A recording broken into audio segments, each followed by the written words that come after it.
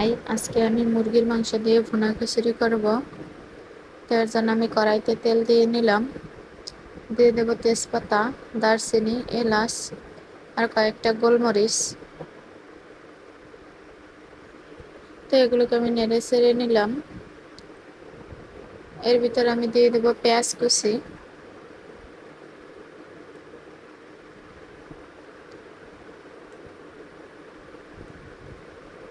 তো পেঁয়াজগুলো আমি একটু নেড়ে চেড়ে ভেজে নিব।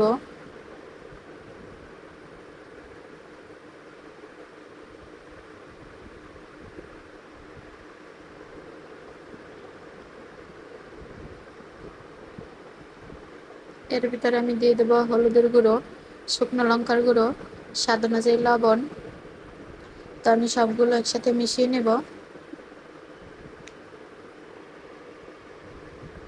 তো এটাকে আমি নেড়ে চেড়ে মিশিয়ে নিলাম।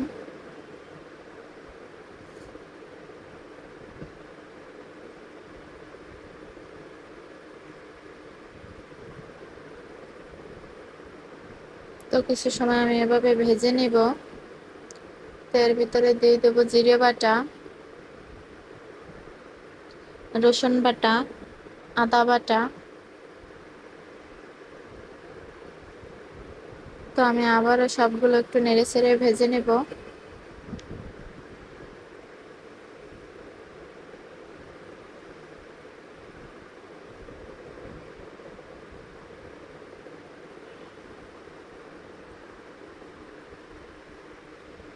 দিয়ে দিলাম সামান্য পরিমাণে ধনিয়া গুঁড়ো।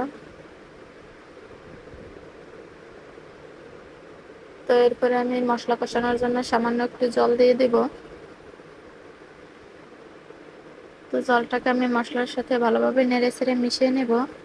তো দেখতেই পাচ্ছেন মশলা থেকে তেলটা ছেড়ে দিছে। এখন আমি এর ভিতরে চিকেনগুলো দিয়ে দিব।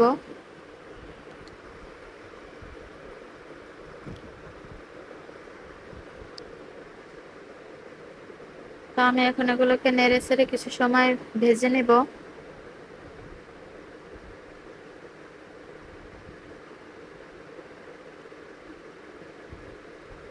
তো এটাকে আমি কিছু সময় ঢেকে রাখবো মাংসটা সিদ্ধ হওয়ার জন্য।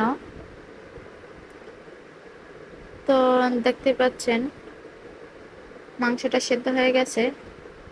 এখন আমি এর ভিতরে ডাল দিয়ে দিব। এটা হচ্ছে মুগ ডাল। তো মুগ ডালটা আমি আগে থেকেই ভেজে রেখেছিলাম, তারপরে জল দিয়ে ধুয়ে নিলাম।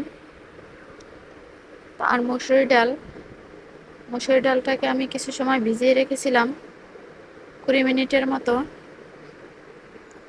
তো আমি ডালগুলো দিয়ে দিলাম। এখন আমি নেড়ে চেড়ে মিশিয়ে নেব।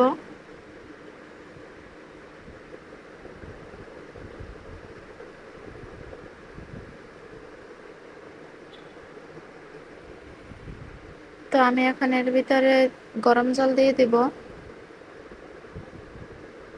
তো পরিমাণ মতো আমি জল দিয়ে দিলাম। ডালগুলো সিদ্ধ হওয়ার জন্য আমি কিছু সময় ঢেকে দিলাম। তারপরে ঢাকনাটা সরিয়ে আমি চাল দিয়ে দিলাম। চালগুলো আমি ভেজে রেখেছিলাম। তো নেড়ে চেড়ে আমি সবগুলো উপকরণের সাথে মিশিয়ে নেব।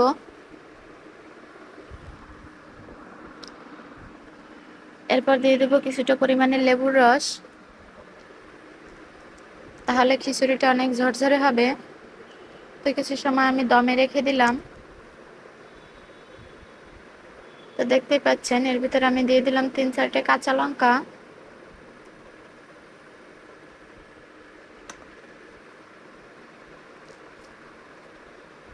তো পোলাওর চালটা মোটামুটি সেদ্ধ হয়ে গেছে। তো এর ভিতরে আমি দিয়ে দেবো 1 চা চামচ ঘি।